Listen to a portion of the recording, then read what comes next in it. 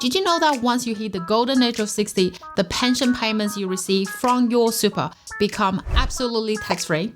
That's right, zero.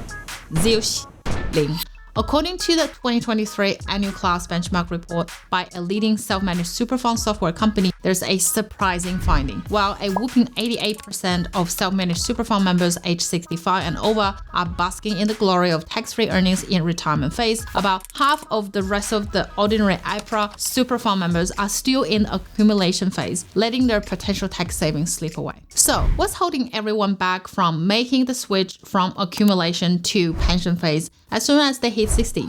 Why keep paying a 15% tax to the ATO if you don't need to? Well, there are a few reasons why people might delay this transition, which we'll dive into later. But first, it's crucial to clarify that when we talk about pension in this context, we're referring to the superannuation pension phase, not to be confused with the age pension provided by the government. So the real meat of our discussion today centers on the when and the how.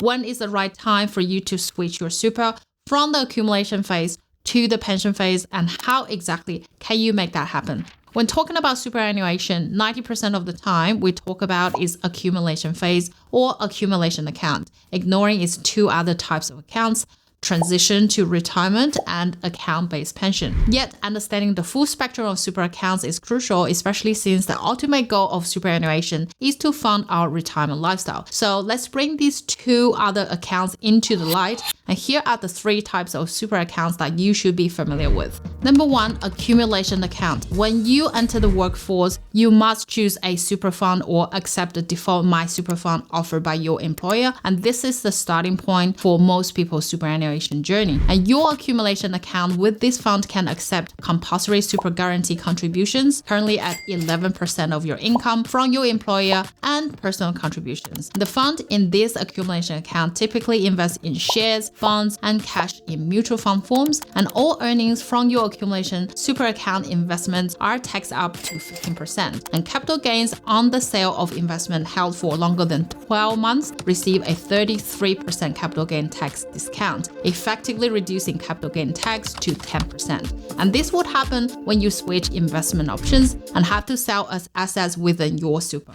The Retirement Income Review found franking credits further reduce the effective tax rate for super assets in the accumulation phase to 7%. And all these contributions and their earnings during the accumulation phase are locked away until your preservation age, typically ranging from 55 to 60 years old, depending on your date of birth. The second type of a super account is transition to retirement or TTR account, and reaching your access age without fully retirement opens up a possibility of starting an account-based pension. But if retirement isn't on your horizon yet, a transition to retirement income account or TTR allows you to tap into some of your super while you continue to work. You and your employer can still contribute to your accumulation account, returning those tax benefits. Under 60, withdrawals from your TTR account are taxed at your marginal rate, but come with a 15% tax offset.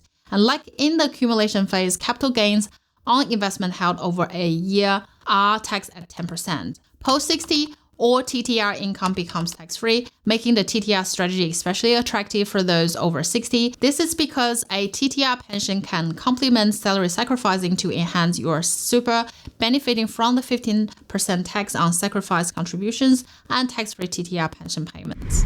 It's possible to bypass a TTR and jump straight into an account-based pension where investment earnings and realized capital gains are completely tax-free. So for most people, the opportunity of taking advantage of tax-free from either TTR or pension account starts at the age of 60.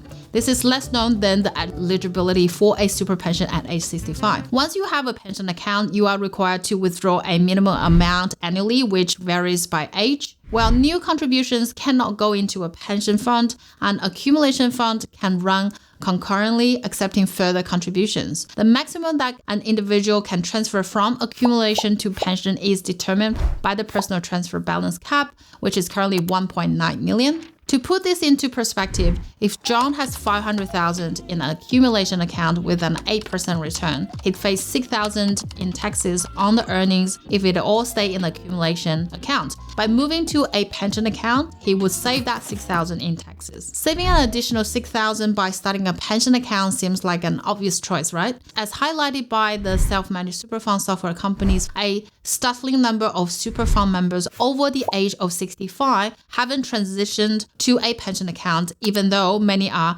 eligible from age 60. There might be reasons people deliberately delay the withdrawing from super pension. There's a common misconception that funds withdrawn from the super pension must be spent, not saved. This misunderstanding might deter some from initiating their pension phase, not realizing that these withdrawals can be reinvested elsewhere. Some of them are worried the additional income from the super pension might impact the government benefits such as age pension. Income test thresholds are also changing. A single pensioner will now be able to earn $204 a fortnight and still pocket the full pension, an increase of $14, while a couple can earn up to $360 a fortnight, an increase of $24. Single homeowners, you can have assets worth up to $301,000 before the pension starts reducing, $451,000 for couples. But I think the major hurdle would be people generally are not interested in their superannuation.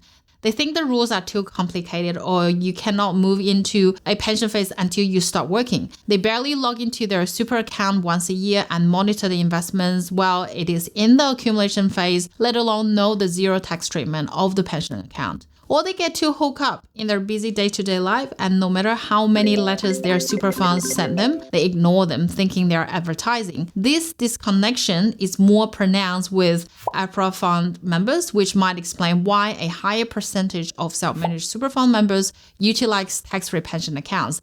They are inherently more involved in managing their funds. While navigating your superannuation and deciding on the best time to transit to a pension account might seem daunting, it's a journey worth taking. The potential tax savings are huge, and with the right guidance and a bit of curiosity about your financial future, navigating these waters becomes less intimidating. And before making any decisions, consulting with a financial advisor to review your individual situation is always wise. And it's truly unfortunate to think that millions of older Australians could miss out on saving thousands in taxes simply because they're not familiar with the opportunities available to them. If you have aunties or uncles approaching retirement, please spread this message to them or simply flip this video to them so that they don't miss out the big tax savings. My name's Erin. I'll see you next week.